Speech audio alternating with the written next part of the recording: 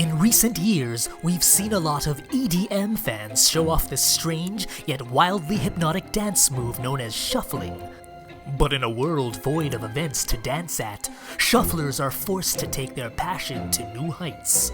A passion that can only be amplified in the new paranormal.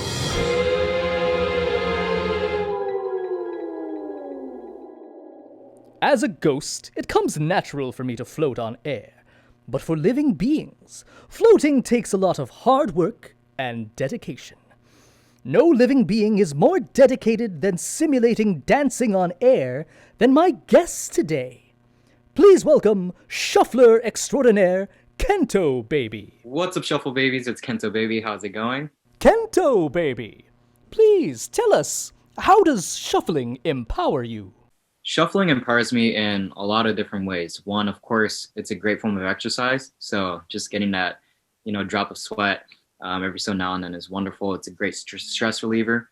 Number two, the community is amazing. With quarantine and the pandemic around, the only way that a lot of these shuffle dancers, these shapers can connect is through social media. So we have TikTok, we have Instagram. Those are the two main platforms that these dancers can come together and connect with one another, sharing each other's passions, each other's values, showing what they love doing, expressing themselves through this art form of dancing. And that's just one way that it empowers me, is just seeing people doing what they love and just like being themselves. That's absolutely amazing.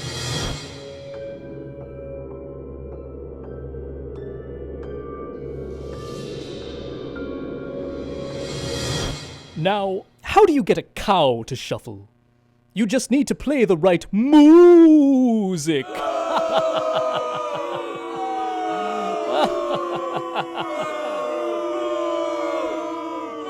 When and why did you start learning to shuffle?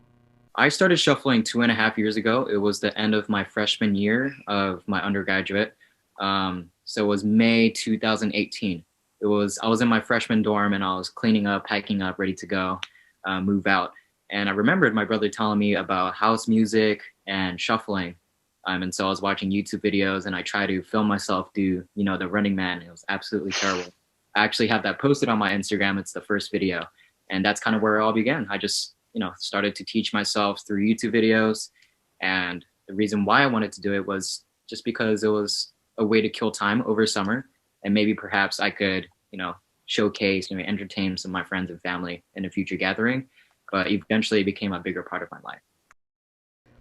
Now, ghosts don't really like raves because they have no body to go with.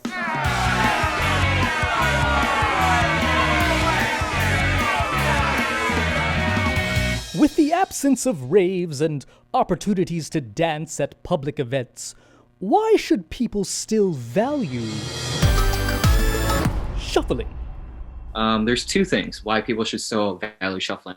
And one, it's a way to preserve kind of the roots of where shuffling came from, right? Without these raves and festivals to attend, people can now sit back and go, where did this all begin? Did it start at raves? Did it start at festivals? That's absolutely where it all began. That's the culture that, Plur, what was it again? Plur stands for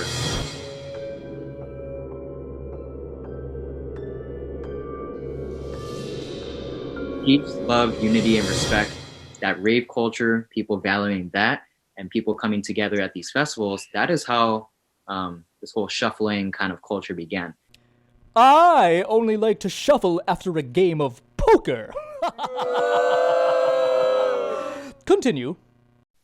With shuffle dancers and shapers being able to teach online, it's a way for the audience and the world to realize that this could become a more professional career for many people.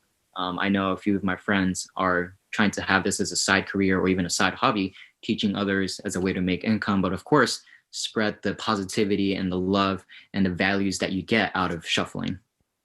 EDM is fun and all, but ghosts like me prefer to dance to soul music. Kentobaby, please tell us how people can learn shuffling from you. So for the past month or two, I have begun teaching online through Zoom. Basically, I try to help people level up their shuffle dance or their shaping skills. through Zoom, 1v1 personalized lessons.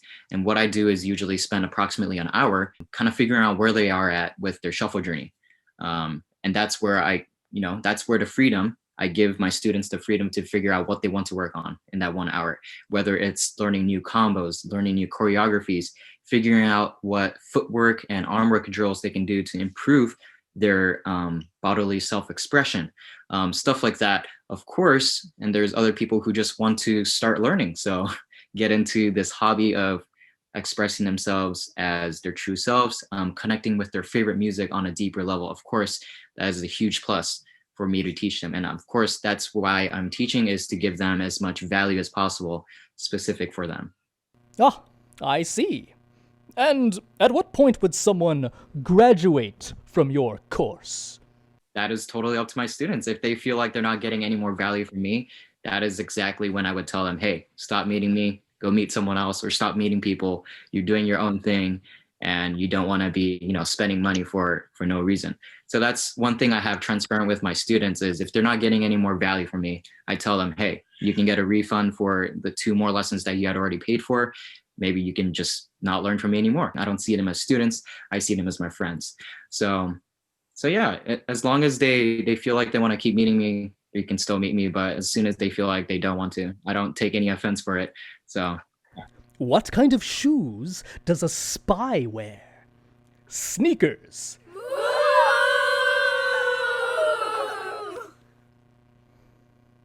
What kind of shoes do mice wear? Squeakers.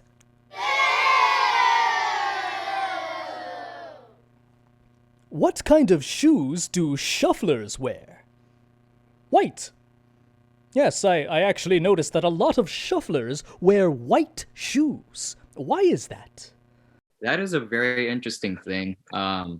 You see a lot of these influencer dancers who cut shapes and also shuffle in white shoes. And I guess it's just a little trend that goes on. You see all these famous people dancing and they generally wear white shoes.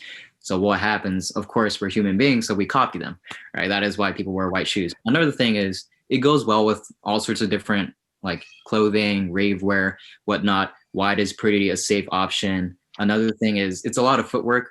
People like to see what you're doing with your feet. So if you're wearing like black shoes and you're dancing on like black asphalt, it's hard to see what you're doing there. It's just a way to see your feet kind of moving. You can see it kind of nicely. If it's white, it's obviously a lot more clear that way. That makes total sense. Kentobaby, it's time for the lightning round. Hit it!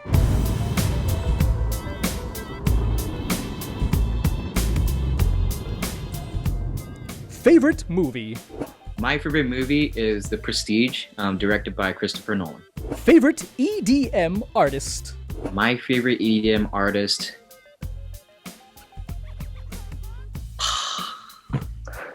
That's my response. What was the first DJ set you've ever seen live? The first DJ that I saw was David Guetta, whatever you want to pronounce it. It was in 2017. What is the strangest thing you've ever eaten? The strangest thing I've ever eaten was probably an insect or an animal that I had in Taiwan. I don't remember what it was, but it did not taste good, and it was crunchy. Favorite streaming platform? My favorite movie streaming platform would probably be Netflix, just because my family, we all use it and it's already paid for, so I just use that. What is one question you get asked the most? So the question that I get most asked about in shuffling is, how long have you been shuffling and how much do you practice? It's a very good question. Of course, when I started off the first few months, I practiced every day for at least 30 minutes, sometimes for 3 hours. What did you eat for breakfast today? I had a peach yogurt and cereal. What store do you shop at the most? The store I shop at the most recently is Amazon. If you could swim in any liquid, what would it be? If I could swim in any liquid, it would be water, because I don't know how to swim. Would you rather eat a rotten banana or pay $5,000 of your own money for the person you hate the most to go on a spa vacation? Between those two, since I've never eaten a rotten banana, I'd like to try that. Thank you, Kentobaby, for sharing your love of shuffling with the rest of us. Thank you so much for watching. See you later. my friends, I must ghost you for now. Until next time, goodbye.